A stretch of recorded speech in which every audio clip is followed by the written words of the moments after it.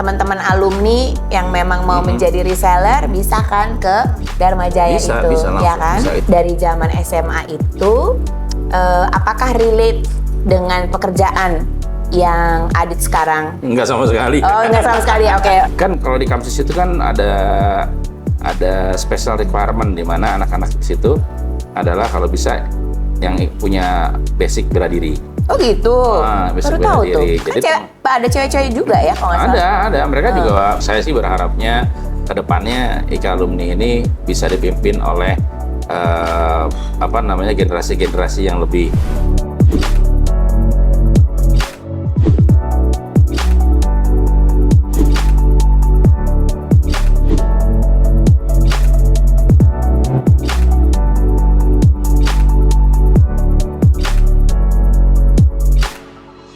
Assalamualaikum warahmatullahi wabarakatuh. Selamat malam sahabat alumni 70. Semoga semua dalam keadaan sehat walafiat. Kembali bersama Inspiratif Story yang merupakan inisiasi dari IKA Alumni SMA 70 yang menggali inspirasi-inspirasi dari teman-teman alumni yang sudah berhasil di masa sekarang ini. Nah, sebagai hari ini saya hostnya Dini, angkatan 7093. Saya sudah ditemani oleh teman saya, yaitu Bapak Raditya Endra Budiman. Sudah hadir di sini bersama kita. Gimana kabarnya? Aku manggilnya Alhamdulillah. Adit aja lah Adit ya, aja. orang seangkatan loh kita. Yoi. Ya Allah. Oke. Kita mulai aja langsung, Dit. Bisa cerita nggak sih istilahnya kan kita nih inspirasi dari Adit sebagai seorang yang sudah berada di posisi yang lumayan ya. Adit ini merupakan dirut dari PT Perumda Dharma Jaya. Masya Allah, tuh apa itu ya? Apa yang dikerjain itu di situ sampai lo bisa sampai kok lo ya, sampai Adit bisa sampai di posisi seperti ini. Iya. Boleh cerita nggak? Ini cerita dari zaman dulu. SMA deh, boleh. Buset, dari zaman SMA. Sekarang gini, oke. Waktu dulu dari zaman SMA itu, apakah relate dengan pekerjaan yang Adit sekarang? Enggak sama sekali. Oh, nggak sama sekali. Oke, langsung aja kalau gitu ke posisi kerja aja. Tapi kalau dilihat dari jurusannya A2 kan, Oke. biologi. Ya. Nah, sekarang ngurusin sapi. Jadi kurang lebih ya oke lah sama. Anatominya beda loh itu. Yoi. Iya kan? Oke. Iya, jadi dulu sebenarnya basic dari SMA tuh gue masuk di Trisakti. Nah, masuk di Trisakti, Fakultas Hukum, ajarnya hukum. Nah, punya. Oh iya ya, ininya latar titelnya SH kan? Iya. Lah makanya. Udah Coba terus. masuk ke Trisakti, selesai kita kerja di law firm. Kita kerja di law firm sampai tahun 2000 berapa ya? 2008 nggak salah. 2008. Nah, 2008 itu ini cerita lucu sebenarnya. Oke. Jadi salah satu klien kita itu punya peternakan sapi terbesar di Indonesia saat itu, gitu. Dia juga macam-macam lah bisnisnya, tapi yang terbesar itu sapi. Nah, itu klien gue lah waktu itu. Tapi mungkin karena kita sudah deket dan gue juga bukan tipe lawyer yang neko-neko gitu ya, nggak yang aneh-aneh gitu. Ya alhamdulillah akhirnya beliau percaya. Nah, akhirnya diajak masuklah ke company-nya. Tapi ngurusin daging impor waktu itu, bukan sapinya, tapi daging impor gitu. Nah, jadi masuk ke situ, ya udah belajar lah tuh mengenai perdagingan, persapian dan segala macam. Sampai tahun 2019. 2019 tiba-tiba klien gue ini, Pak Bos ini ngomong gini, "Dit, kamu mau nggak di BUMD?" Gitu. Oh, kebetulan kliennya itu memang juga atau hanya punya bisnis aja? Bisnis Dia dia bisnis punya aja ya? punya bisnis. Nah, terus dia ngomong, "Mau nggak di BUMD?" bilang gitu. "Ya di mana, Pak?" Dharma Jaya tuh lagi cari orang untuk di posisi direktur utama. Dia bilang tadinya males gitu karena udah enak di swasta kan, Yeah. di BUMD tuh udah kebayang lah gimana itunya. Tapi terus karena nasihat dan arahan dari beliau itu, Akhirnya oke, tapi dengan syarat saya bilang gitu. Saya harus ikut tes ya Pak gitu. Jangan main masuk aja ya kan. harus ikut tes. Nah, akhirnya ikutlah tes gitu ya. Alhamdulillah karena dari tahun 2008 sampai 2008 sampai 2019 itu gue berkecimpung di apa persapian ya, akhirnya tesnya ya Allah Terlalu ribut sama sapi sih lo. iya emang Oke, terus ya udah akhirnya masuklah gitu. ke Dharma Berarti Jaya. disambi dong sama pekerjaan lawyernya ini Nggak boleh kan, begitu masuk ke Dharma Jaya semua harus dilepas. Oke. Jabatan direksi gue di perusahaan yang lama harus dilepas. Jabatan status gue sebagai partner di law firm juga harus dilepas, walaupun law firmnya sekarang masih ada, masih jalanin teman-teman masih ya. gitu. Tapi sekarang fokus di BUMD ini gitu. Nah, terus ini kan yang aku dengar nih secara umum ya, itu Dharma Jaya ini berperan banget di pasokan daging nasional atau skupnya mana nih kalau Dharma Jaya? Jadi Dharma Jaya itu adalah satu dari 3 BUMD DKI Jakarta yang tugasnya adalah untuk menjaga ketahanan pangan. Khususnya kalau Dharma Jaya adalah protein hewani. Jadi segala yang bisa terbang, segala yang bisa lari, segala yang bisa berenang. Ayam, ikan, sama sapi itu di tempat kita. Nah, itu tugas kita gitu. Ada lagi food station. Nah, food station itu khusus yang nabati, beras, minyak goreng, bawang putih dan lain-lain. Lalu juga ada Pasar Jaya. Nah, Pasar Jaya ini adalah satu BUMD juga yang mengelola seluruh pasar. Ada 153 pasar kalau nggak salah di seluruh Jakarta. Jadi lumayan besar gitu. Nah, itulah tiga BUMD pangan. Ada Dharma Jaya salah satu. Wih, lumayan luar biasa. Gitu, lumayan. Jadi emang penting banget ya Dharma Jaya ini untuk pasokan daging di DKI ya terutama ya. Ya, sebenarnya kalau ngomong DKI, pasokan dan ketahanan pangan khususnya daging DKI bukan cuma di Dharma Jaya. Jadi ada teman-teman juga dari swasta itu juga yang punya izin impor juga itu bisa ikut dalam menjaga stabilisasi harga di DKI khususnya gitu.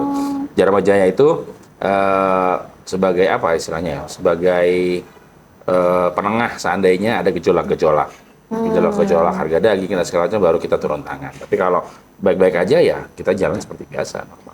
Terus dimungkinkan nggak sih misalnya dari Dharma Jaya sendiri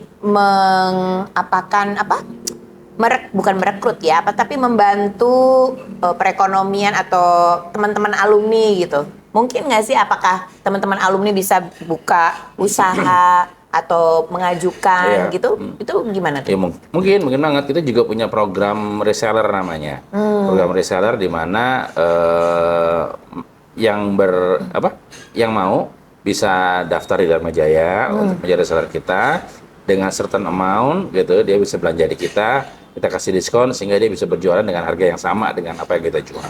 Gitu. Tetap masih dapat untung. Walaupun dia bisa jual lebih tinggi terserah dia, tapi at least kalau dia jual dengan harga sama kita, dia tetap udah dapat knowledge.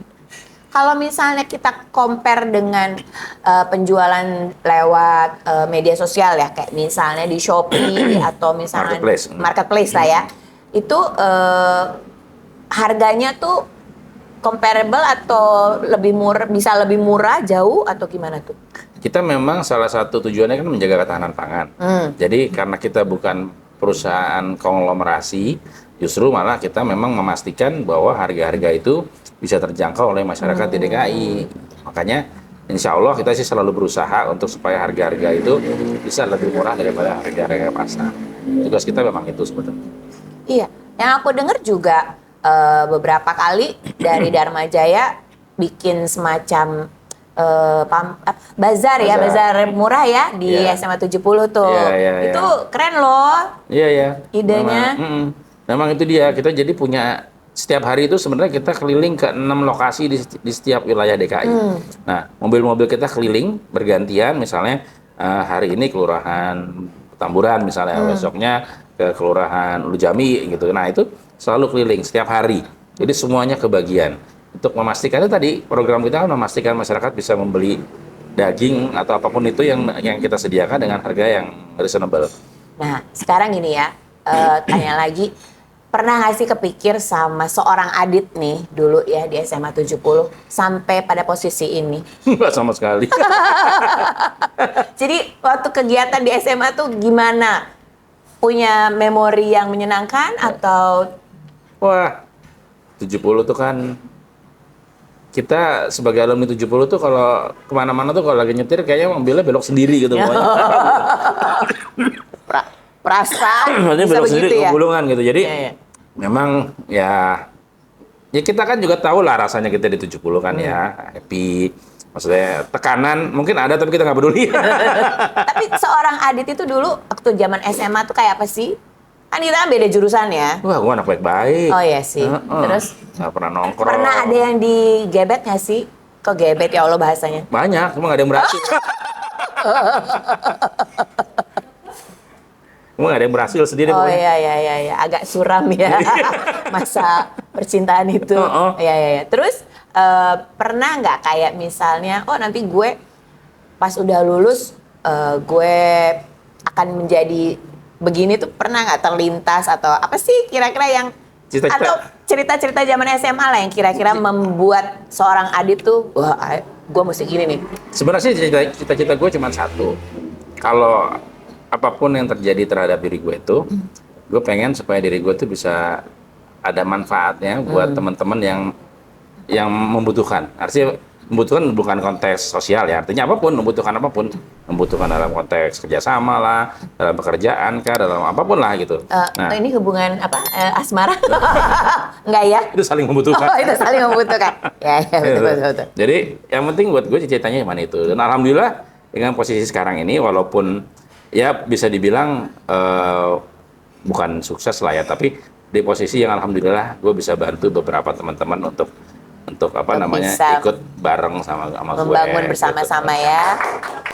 Terus dong buat Adit, Masya Allah. Nah, apa namanya sempat juga aku dengar kalau misalnya seorang Adit ini juga sekarang anaknya ada di 70 nih. Iya, yang paling masuk besar. 70. Nah, kok bisa emang dasar kemauan anaknya atau Adit juga mengarahkan si anak? Mengarahkan sih sebenarnya enggak ya, mengharapkan iya gitu, karena ya secara pribadi gue sudah merasakan bahwa perkawanan di 70 tuh abadi sampai saat ini toh kita masih terhubung, masih sangat dekat, masih sangat ya gimana ya, Kayak nggak habis. kayak gitu. Oh Ya, alhamdulillah. Terima kasih ya Allah Teteh, susah-susah. Terima kasih. Nih kebetulan nih kita juga apa namanya di tempat ini tuh di tempat teman kita nih.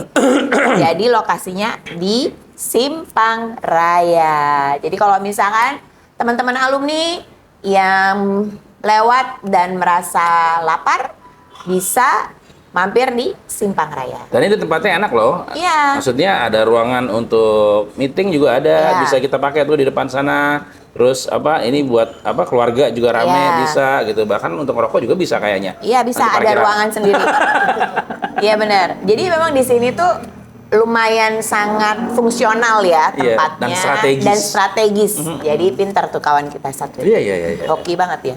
Nah balik lagi tadi ke masalah anak. Jadi Dia memang anak gue di 70 sekarang kelas 10 ya. Ya. Dulu kita bilangnya kelas 1. ya Ya, memang ada harapan masuk ke sini karena satu, ya gue merasa manfaat yang sudah dirasakan gue sendiri pada saat menjadi alumni SMA Negeri 70 gitu. Dan berharapnya anak gue juga punya teman yang sama dan nantinya punya memori kedekatan yang sama ya. ke teman-temannya. Jadi itu aja sih sebenarnya. Dulu Adit ikut apa sih waktu SMA ekskulnya?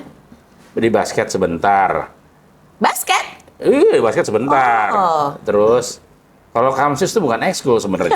Itu adalah bagian dari OSIS sebenarnya. Ini kalau kamsis itu Dia bukan sesungguhnya ekskul. menjaga keamanan ya kan seharusnya. Keamanan diri sendiri lah Pak. Bener. Bisa cerita nggak tuh waktu pengalaman di Kamsis itu sendiri? Wah, seru Oh, lah. seru ya? Nanti sih. Kebetulan ketuanya kan Wacis. Oh. Nah, gitu kan. Wacis tuh namanya Adi. Indra. Adi lah ya pokoknya. Adi ya? Siapa sih namanya? Adi Wacis kan? Iya, Iya, benar Adi. Wacis. Panggilan Ya, kita. Adi ya. Indra Septiadi. Iya, Indra Septiadi dipanggilnya Adi ya. Jadi Oke. jadi mikirin lu tuh dia.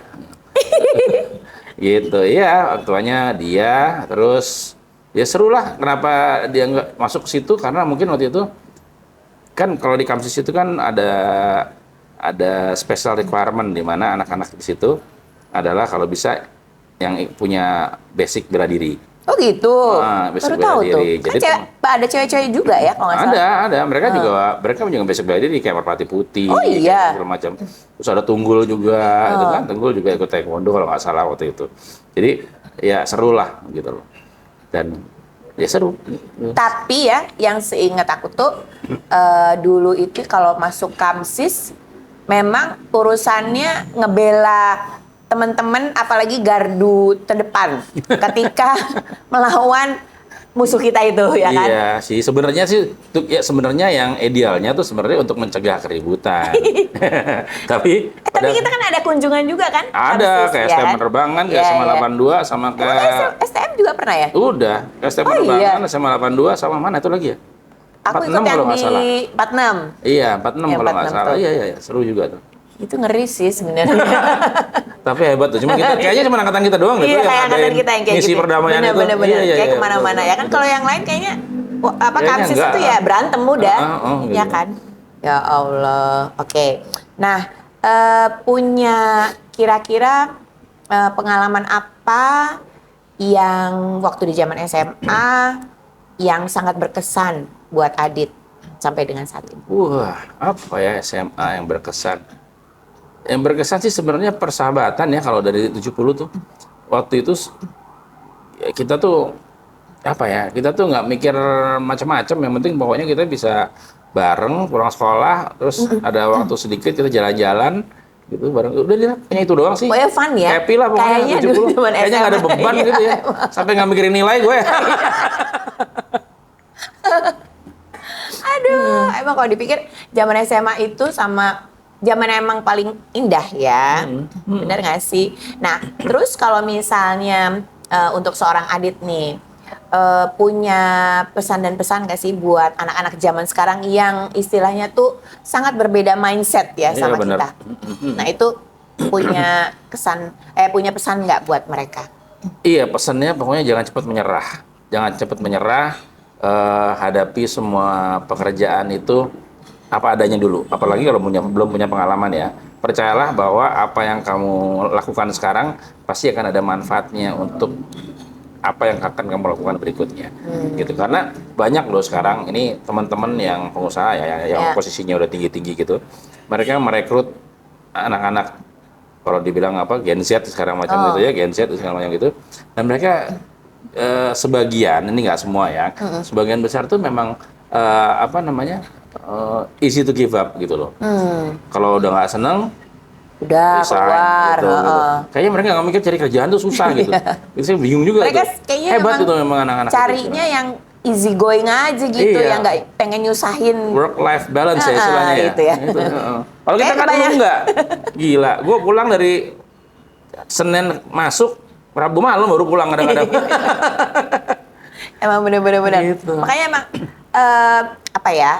kayaknya memang karena background zaman ya mungkin ya yang bikin. Mungkin juga, iya ya memang nyaman. Tapi artinya gini, tantangan tuh justru ke depannya kan bukan makin gampang. Iya. Persaingan makin kenceng, Betul. makin kuat, gila. Iya. Kita kalau kita lahir sekarang kita juga susah kali. Iya. Dengan kemampuan kita lahir sekarang, aduh ampun. Iya benar. Ya anak sekarang itu kayak dipacu untuk harus bisa gitu kan, Iya. kayaknya ya. Kalau kita kan ya udah kita bisa by doing aja gitu kayaknya, bener nggak sih? Iya, benar. Pokoknya jangan menyerah, banyakin teman dan stay out of trouble itu aja udah. Betul. Pesannya. Setuju. Oke. Nah, ini kan karena suatu program yang diinisiasi oleh Ikalumni yang Adit juga sebenarnya kan terlibat ya di dalam Ikalumni itu sendiri ya. Karena merupakan salah satu ketua Ikalumni periode yang lalu kan. Nah, jadi kira-kira nih untuk kedepannya Ikalumni mau dibuat seperti apa sih? Iya. Tujuan kita sebenarnya yang sekarang-sekarang ini kan untuk meletakkan fondasi sebetulnya. Untuk meletakkan fondasi bagaimana seharusnya ikatan alumni SMA itu. Dan memang banyak hal-hal yang bisa diambil hikmahnya. Juga banyak yang jangan diikutin ibaratnya gitu. Saya sih berharapnya kedepannya IKA Alumni ini bisa dipimpin oleh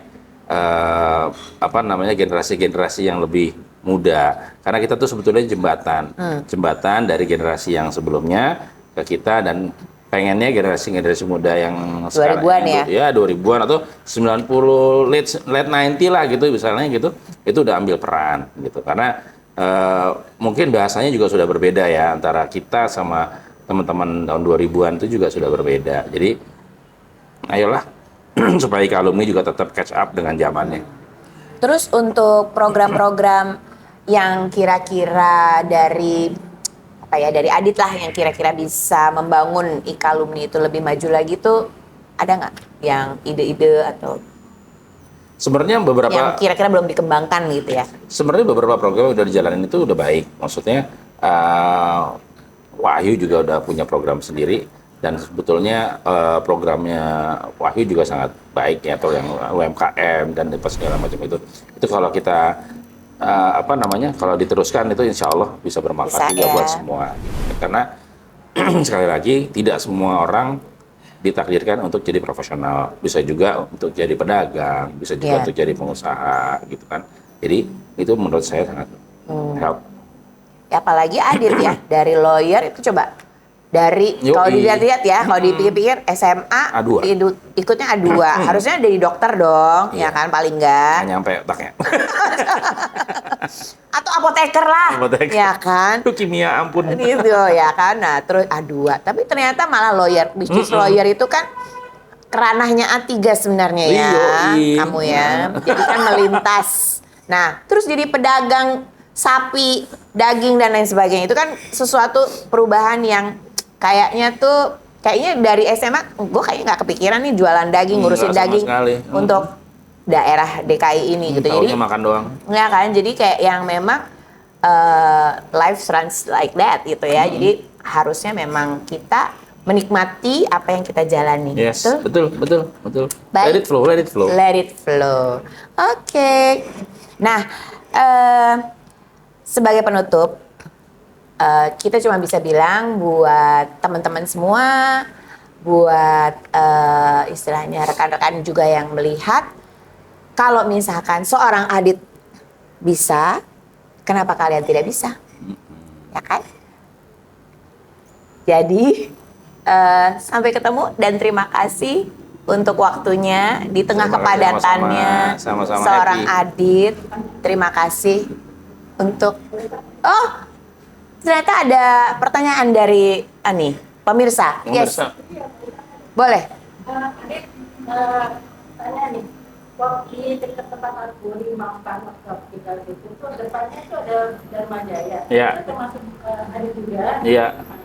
Oke, datanya pertama satu ya. Yang kedua, kalau misalnya kita mau, apakah kita bisa daftar ke situ? Apakah ada linknya untuk bisa jadi reseller? Sebenarnya bisa ngehubungin di situ juga bisa. Nanti dari tim sana akan bawa ke kantor pusat karena formnya ada di kantor pusat. Formnya tetap harus diisi manual. Oh itu tadi pertanyaan yang aku bilang itu. Jadi kayak misalnya teman-teman alumni yang memang mau menjadi reseller bisa kan ke Dharma Jaya itu, bisa langsung, ya kan? bisa. Kita tunggu pokoknya. Ya. Karena banyak teman-teman yang lain tuh mau bisa menjadi reseller. Bisa banget. Bisa berhubungan dengan situ. Sip, bisa banget. Thank you. Oke. Makasih sekali lagi Adit. Sama-sama. Thank you. Makasih. Sebelumnya 70 Saya Gaya Jaya.